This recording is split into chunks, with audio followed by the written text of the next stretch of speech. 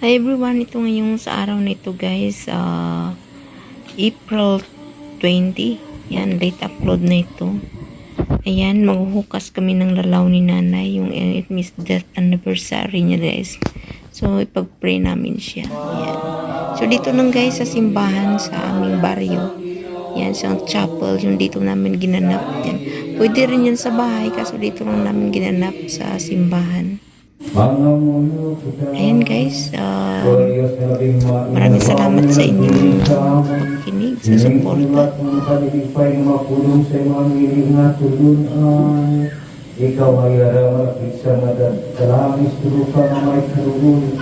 Ang luhas, hindi ka maraming nabulubihan sa ilang na mapag-ampo.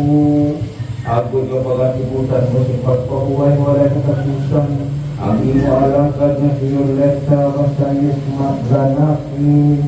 Ikaw na mo ang naging mahilig namay. Wala ka pinangalan sa mga daragawan na ipinatag mo. Ang imo din maisip na kaluoy. Pagkatungod sa mga kasing-kasing na masinakiton sa impit ni pagbati. Iapadulong nila sa imo ang ilang managdukon nila mapagpanagoy. Sungkong ay kawin lamang mga pangit sa ilang mga luha. Kawakaw Diyos ay walay, kaulog sa niya karoy, pagkatagi siya sintiwanhon, na pagpailog ka. Ginoo hatagi siya sin pagpahuway na tayo. Sa mga matalo, sa tulong mo. Pagpahuway siya sa kalinong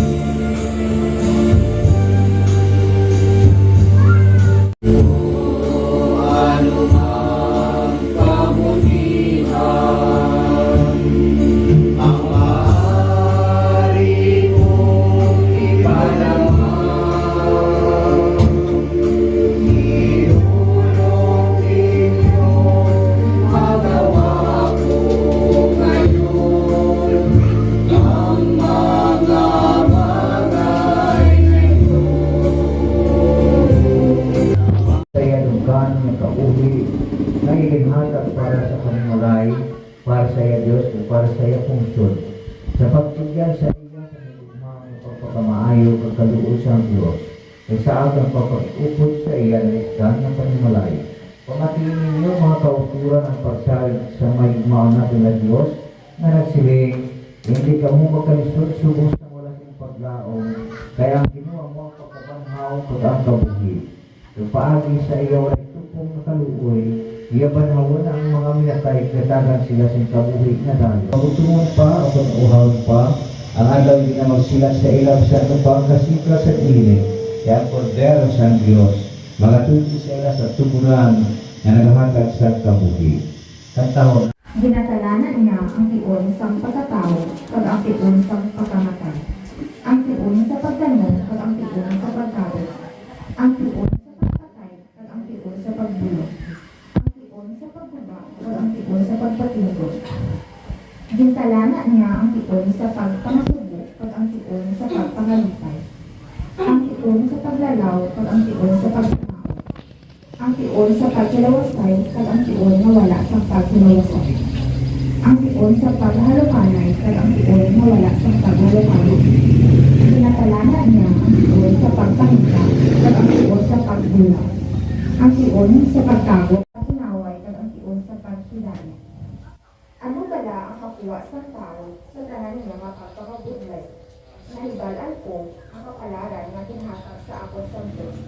May nagakaiwo siya nga tiyon nga ginkalana para sa pagsakabutan. Ginhatagan niya kita sa hangtong sa pagtinibalong sa palaang utot.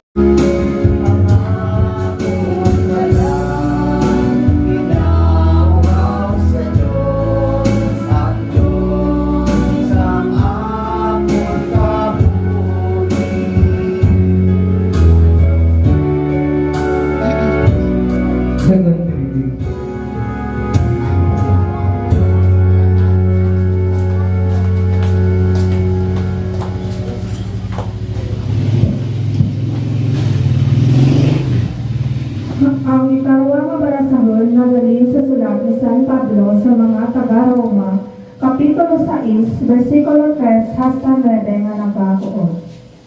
Kaya nakahibalog ka mo sini, sanggit suhan kita sa paghiusa kay Kristo Jesus, ginbautisuhan man kita sa paghiusa sa iya kamatayon.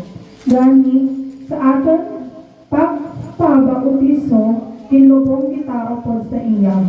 Kang pakigambit sa iya pagkamatay, agod nga subong nga si Kristo ginbanhaw gikan sa mga minatay sa mahimayaong nagahong sa amay. Kita man magkabuhi sa isa kabag-o nga kabuhi. Kay akon na usa kita sa iya pagkamatay, sa amo man iusa kita upod sa iya. Sa iya pagkabanhaw, kay nakahibalo kita nga ang aton daan nga kinaugali napatay upod kay Kristo sa krus. Agod na malaglag ang gahong sang aton makakasala nga kinaugali. Kag agod na hindi na kita mamin ulipon sang sala. Kay kung ang isang katawo mapatay, hilway sa iya sa gahong sang sala. Kag kung napatay kita upod kay Kristo, nagatuo kita nga makabuhi na kita upod sa iya. Kay nakahibalo kita nga ginbanhaw si Kristo, gikan sa mga minatay, kag hindi nagid mahimo nga mapatay siya liwat. Ang kamatayon wala si gahom sa iya. Amo dia ang pulong kang Ginoo. Salamat sa Diyos. Pag-atin ko sa palibot.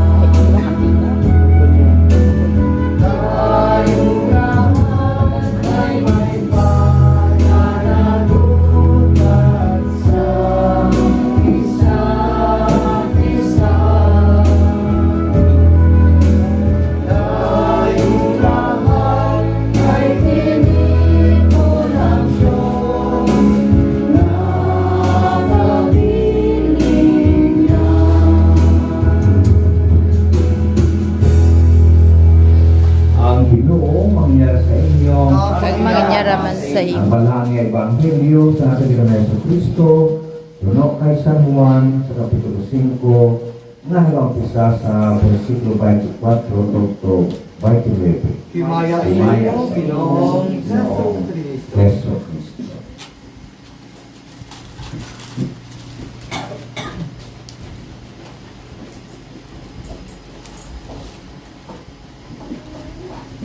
Nagasiling ako sa inyo sa matuod, ang isang sino nga nagpamati sa akon mga pulong, kang nagatuos nagpadala sa akon, may kabuhi na wala si katapusan. Hindi na siya papukman, kundi nakasay na siya halin sa kamatayon, pagkabuhi. Nagasiling ko sa inyo sa matuod, ang tiyon mag-aabot kang nag-abot na, nga ang mapatay, mapakati sa tinog sa anak sa Diyos, Kagama ng kapatid sini magkapabuhi. Subong ang maigit ang magpilikanan sa kabuhi sa umuhan nga bagay. Hinimo niya sa ang anak na pagagikanan sa kabuhi. Ginhatag niya sa anak ang otoridad sa paghukom kay siya ang mga anak sa tao. Hindi ka mo magtinala sini kaya magabot ang tuon ang tanan nga mapatay sa lulungan magabati sa ilat tingog sa iya tingog kaya magagawa sila sa ila lulungan. Ang mga nakahimo si maayo pagkapanahon kang magkakapuhi. Kaya ang mga nakahimo si malaot pagkapanahon kang pagkasibutan. Ang maya na balita kakaluwasan sa ating Ginoo Hesus Kristo. Pagkaya sa iyong Ginoong Heso Kristo. Nagtaliwan sa panimalay ng siya basanyas lana. Kag tuguan kang panahon kang tempo nasa dinamudya ang papakbang natin bilang ating pagsulundan tradisyon na ginahimo natin nga sa piil nagkapukaw kang mga naliligan na pirgit sa ating pinalangga. Tulad nga po natin lantawan ang bukas lalaw sa inyong mga panimalay. Hindi siya hindi matabo kung hindi siya anay ika-hindingan o ika-celebraran ng anang bukas. Kung ang talan nga pagkataan ng sumi o kung may mga kapahindihan ng sumi, patigayon ang pagbuhat ka dyan. Tulad nga ang dyan bukas lalaw, simbolo mo dyan, makabutuan kang pag-obligasyon. Simbolo kang obligasyon kang tao na para sa tanan na mapagsaga natin, masandig natin sabi ang ating pagsari, nga kung hindi dyan mahimo kang panimalay sa iya bilang tradisyon. Ito, ang panimalay hindi mapangtan. Di correct ako, no? Ay tulad na duro ang madarakan diyang mga butang kung wala ka ng tao labing din kung talag lamang ka na. No? Sabi niyo ang talag, pananawan natin, nagmahal ang anang pagkarakan espiritu, no? Makabi natin naramdaman. No? Ang muli ka na ang daraka, ang talag, ang espiritu na nagpuyok sa kayoleta, ang muli